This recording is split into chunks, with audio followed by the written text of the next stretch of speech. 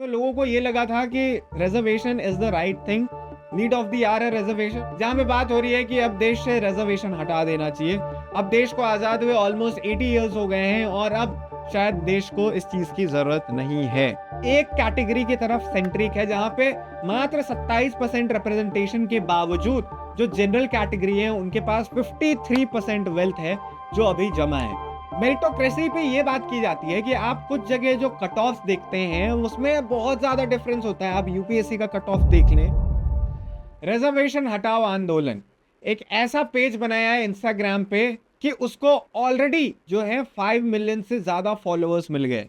आज का जो युवा है उसने उतने सारे फॉलोअर्स करके ये दिखा दिया है कि आज शायद जो जनरल कैटेगरी या जो अनरिजर्व्ड कैटेगरी के लोग हैं वो इस चीज की डिमांड कर रहे हैं कि अब रिजर्वेशन को हटा देना चाहिए।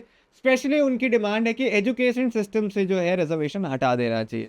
अब देखिए रिजर्वेशन एक बहुत टची टॉपिक है, इस पे हमेशा सवाल उठाते रहे हैं लोग। हिस्टोरिकली ये ऐसी चीज को दर्शाता है इंडिया का जिससे शायद लोग बहुत ज़्यादा जो है एक कैटेगरी के लोग बहुत ज़्यादा खुश नहीं होते और उनकी डिमांड यही होती है कि जितनी जल्दी से जल्दी आप रिजर्वेशन को हटा ले वो उतना ज़्यादा बेहतर होगा। इसके बाद इस पेज को जिसने भी बनाया उनके फाउंडर्स ने ये भी बताया कि वो पॉलिटिकली अफिलिएटेड नहीं है, किसी भी पार्टी से जुड़े नहीं हैं और वो इंडिपेंडेंट होकर इस पूरे केस के लिए लड़ रहे हैं कि अब रिजर्वेशन को हटा देना चाहिए इंडिया से। ये कितना सही है और कितना गलत है? क्या अभी इंडिया उस पोजीशन पे है कि रिजर्वेशन सच में हटा देना चाहिए या अभी भी हम उस पोजीशन से पे नहीं है या हम उस सच्चाई से अभी काफी दूर हैं जहां पे रिजर्वेशन हटा के देश की प्रगति हो सकती है? इसको जानने के लिए वीडियो के अंत तक जरूर बने रहिएगा।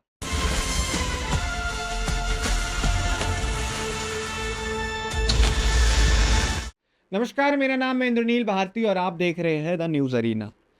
जैसे ही अभी हमने बात की कि रिजर्वेशन के ऊपर लोग बहुत ज़्यादा डिबेट कर रहे हैं, जैसे ही सीजेपी का प्रोटेस्ट खत्म हुआ उसके बाद से एक पेज ने जहाँ पे मोस्टली जनरल कैटेगरी के लोग इन्वॉल्व हैं उसने ट्रैक्शन जो है ज़्यादा पकड़ लिया है। जहाँ पे बात हो रही है कि अब देश से रिजर्वेशन हटा देना चाहिए। अब देश को आज़ाद हुए ऑलमोस्ट 80 इयर्स हो गए हैं और अब शायद देश को इस चीज़ की ज़रूरत नहीं है। अब हिस्टोरिकल कॉन्टेक्स्ट पहले जानते हैं हम, रिजर्वेशन आया क्यों इंडिया में। तो अगर आप आज़ादी के पहले देखें या उसके कई एक साल पहले चले जाएं तो हमारे देश में स्पेशली डिस्क्रिमिनेशन स्केड्यूल्ड कास्ट और स्केड्यूल्ड ट्राइब्स के साथ हमेशा होता रहता था। स्पेशली अगर हम बात करें तो स्केड्यूल्ड कास्ट के साथ सबसे ज़्यादा जो है डिस्क्रिमिनेशन होता था और 85% जो आंकड़े आते थे डिस्क्रिमिनेशन के वो इनके खिलाफ ही आते थे। इनको अनटचेबल माना जाता था। इन लोगों को जो है डे टू डे लाइफ में जनरल कैटेगरी के लोगों के साथ या ओबीसी कैटेगरी के लोगों के साथ घुलना मिलना नहीं होता था। इनके लिए सेपरेट लोकेलिटीज़ बनाई जाती थी और इनको थोड़ा सा इन्फीरियर ह्यूमन बींग्स की तरह ट्रीट किया जाता था।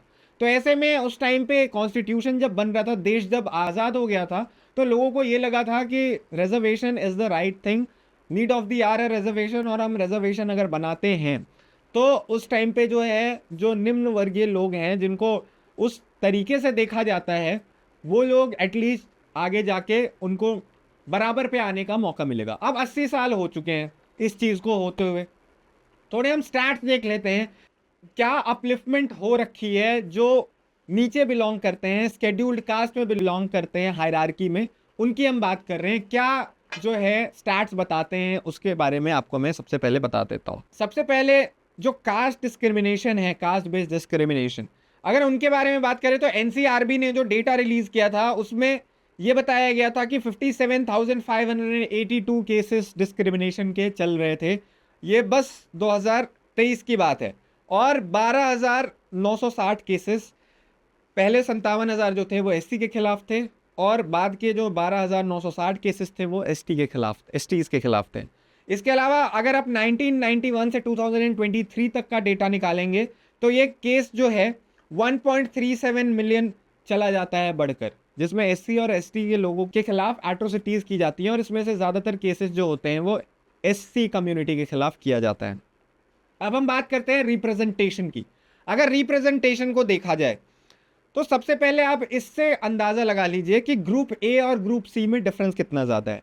जहां पे ग्रुप सी जो कि सफाई कर्मचारी होते हैं उसमें 76% जो पॉपुलेशन होता है या उससे ज्यादा वो बिलोंग करता है एससी और एसटी कम्युनिटी का।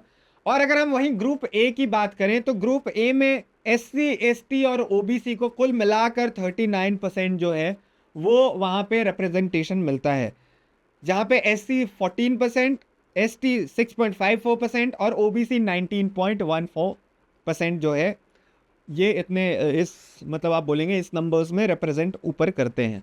वहीं अगर आप बात करें, अगर जो आरटीआई रिपोर्ट बताती है कि आईआईटी और आईआईएम में कितने जनरल लोग हैं, तो इससे आपको समझ आएगा कि 80% लोग वहाँ पे अभी जो पढ़ाई करते हैं बच्चे, वो जनरल कैटेगरी को बिलोंग करते हैं।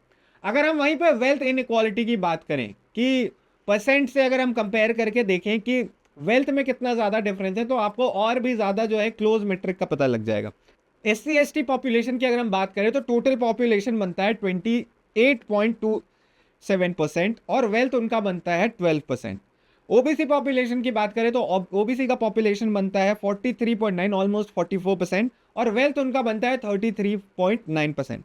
जनरल पॉपुलेशन की बात करें तो 27% उनका पॉपुलेशन बनता है और वेल्थ बनता है 53%। तो यहां पे आपको साफ साफ दिखाई देगा कि वेल्थ डिस्ट्रीब्यूशन कितना ज्यादा है और कितना ज्यादा एक कैटेगरी की तरफ सेंट्रिक है, जहां पे मात्र 27% रिप्रेजेंटेशन के बावजूद जो जनरल कैटेगरी है उनके पास 53% वेल्थ है जो अभी जमा है। तो ये सारे आर्ग्यूमेंट्स हैं। इसके अलावा आपको एक और आर्ग्यूमेंट जो मैं देना चाहूंगा कि कुछ देश हैं अभी भी जहां पे इस रिजर्वेशन सिस्टम को फॉलो किया जाता है। उसमें ब्राजील का नाम आता है, उसमें मलेशिया का नाम आता है, उसमें साउथ अफ्रीका का नाम आता है, जहां पे रेशियल बेसिस पे जो है ये रिजर्वेशन किया जाता है। तो ये कुछ रिजर्वेशन के आंकड़े जो हैं फेवर में जाते हैं, जहां पे आंकड़ों को देखकर अभी भी लगता है जहां पे मिलियंस ऑफ जो लोग इन्वॉल्व हैं इन रिजर्व कैटेगरीज में, उनके साथ आज भी डिस्क्रिमिनेशन किया जाता है आज़ादी के 80 साल बाद। वहीं पे अगर आप वेल्थ भी कंपेयर करके आपको यही पता लगेगा कि जो डिफरेंस है एससी कम्युनिटी और एसटी कम्युनिटी के कंपैरिजन में जनरल या फिर ओबीसी का, वो कहीं ज़्यादा है।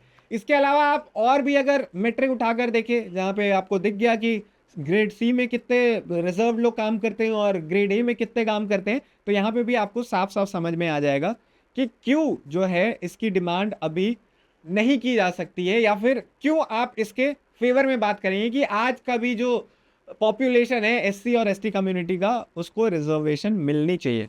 अब अगर हम बात करते हैं कि जो लोग रिजर्वेशन हटाने की बात करते हैं उनका क्या जो है वो अपनी तरफ से वो क्या डिबेट करते हैं या उनका क्या लॉजिक होता है, तो उसके ऊपर सबसे पहले बात करते हैं। अब बात आती है कि जब लागू किया गया था इस रिजर्वेशन को, तो शुरू में जब कॉन्स्टिट्यूशन बनने के बाद और जब सारे मिनिस्टर्स, जब देश एक्चुअली फंक्शन कर गया था आज़ाद तरीके से, तब ये थेसिस दी गई थी या ये उस तरफ से जो डिबेट किया गया था वो ये था कि अब रिजर्वेशन को पहले 10 साल के लिए लागू किया जाएगा और उसके बाद फिर हम इसके ऊपर फिर से संशोधन करेंगे और देखेंगे कि किसकी ज़रूरत कितनी ज़्यादा है डेकेड आफ्टर डेकेड। लेकिन ये डेकेड आफ्टर डेकेड रुका नहीं, ये पहले 10 साल जो 1951 से 1961 तक प्रपोज था वो बढ़ता ही गया, बढ़ता ही गया, बढ़ता ही गया और ऑलमोस्ट 80 साल हो गए हैं इसके ऊपर कोई संशोधन नहीं किया गया। हाल ही में सीजेआई जो है इंडिया के, उन्होंने भी ये बोला था कि किसी भी आईएएस या आईपीएस या ऊपर जो ग्रेड ए ऑफिसर्स होते हैं उनके बच्चों को रिजर्वेशन क्यों देना चाहिए। उनका यही तर्क था कि अगर उनकी जो फैमिली है इतनी वेल टू डू है, उनको रिजर्वेशन देने की क्या ज़रूरत है। ये भी एक तर्क है, ये भी एक लॉजिक है। जो रिजर्वेशन हटाने की डिमांड करते हैं लोग, वो इस बारे में भी बात करते हैं। और जो बात की जाती है रिजर्वेशन हटाने के बारे में, वो मेरिट को लेकर बात की जाती है। मेरिटोक्रेसी पे ये बात की जाती है कि आप कुछ जगह जो कट ऑफ देखते हैं उसमें बहुत ज़्यादा डिफरेंस होता है। आप यूपीएससी का कट ऑफ देख लें या फिर आप नीट पीजी जो कि पिछले बार आया था बहुत ज़्यादा लोगों के ध्यान में, वहाँ पे माइनस में जो है वो रिजर्व कैटेगरी के बच्चों को माइनस में नंबर चाहिए था एडमिशन लेने के लिए। नीट पीजी की बात हो रही है यहाँ पे, जो कि बहुत ही हाईली रिगार्ड किया जाता है।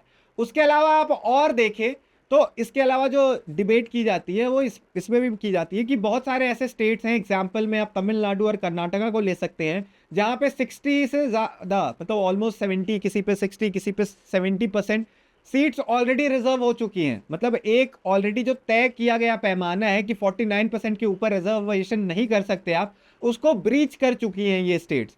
तो रिजर्वेशन नहीं मानने वाले का और रिजर्वेशन हटाने का जो डिमांड करते हैं लोग, उनका ये भी थियरी देते हैं वो कि ये जो है मतलब नहीं बनता कि किसी को मेरिट के बेसिस पे आप पहली बात रिजर्वेशन नहीं दे रहे हैं। आप पहले ये देखें कि जो देश के प्रीमियम इंस्टीट्यूट्स हैं, इसरो की बात कर ले या यूपीएससी जैसे संस्थान की बात कर ले, वहां पे अगर आप रिजर्वेशन दे रहे हैं तो शायद एक जो डिजर्विंग बच्चा है उसके कंपैरिजन में जो नॉन डिजर्विंग है, लोग यही बोलते हैं कि वो ज़्यादा ऊपर चला जा रहा है।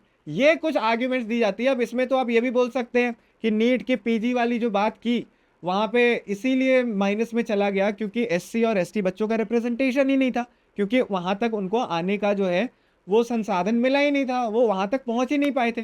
तो ये तर्क और वितर्क दिए जाते हैं रिजर्वेशन हटाने के लिए। अब देखिए, रिजर्वेशन हटाने की जो बात करते हैं उनकी भी बात सही है। जनरल कैटेगरी में जो करोड़ों लोग बिलोंग करते हैं, अगर आप इतिहास देखेंगे तो 2019 में ईडब्ल्यूएस कैटेगरी लाया गया था, जहाँ पे 10% सीट्स रिजर्व करने की बात की गई थी। अभी भी रिजर्वेशन वो होती है, लेकिन उससे क्या एक्चुअली जो जनरल कैटेगरी के गरीब लोग हैं या जो नीचे जिनकी इतनी ज़्यादा वित्तीय आय नहीं है, क्या उन लोगों को फ़ायदा हुआ है? ये एक बहुत ही बड़ा डिबेटेबल टॉपिक है। तो रिजर्वेशन की अगर बात करें तो ये हमेशा इस पर डिबेट होता रहेगा कि क्या रिजर्वेशन सही है, क्या रिजर्वेशन गलत है। लोग यही बोलेंगे जो रिजर्वेशन को सपोर्ट करते हैं कि 80 साल में भी देश वहाँ तक नहीं पहुँचा जहाँ पे इक्वालिटी आ सके लोगों के बीच में, और रिजर्वेशन हटाने के वाले हमेशा ये बोलेंगे कि आज भी मेरिट को जो है ऊपर नहीं किया जा रहा है, टैलेंट के बेसिस पे लोग ऊपर नहीं आ रहे हैं, और अब जो है चीज़ें सामान्य हो गई हैं और डिस्क्रिमिनेशन नहीं बच गया है। दोस्तों, आपकी क्या राय है इस पूरे मामले में, हमें ज़रूर बताइएगा कमेंट सेक्शन में। क्या आपको लगता है कि अब देश में वो समय आ गया है कि हमें रिजर्वेशन हटा देना चाहिए? क्या अभी भी रिजर्वेशन की ज़रूरत है देश को? अभी भी देश में ऐसे करोड़ों लोग हैं जो नीचे कैटेगरी पे बिलोंग करते हैं, एसटी या एससी कम्युनिटी को बिलोंग करते हैं, और उनको पुश की ज़रूरत है। अपनी राय हमें ज़रूर बताइएगा। और अगर आपको वीडियो पसंद आया हो दोस्तों तो वीडियो को लाइक करें, शेयर करें, और सबसे ज़रूरी बात, चैनल को सब्सक्राइब भी ज़रूर करें। फिलहाल के लिए मेरी तरफ से अलविदा। देखते रहिए न्यूज़ अरीना को।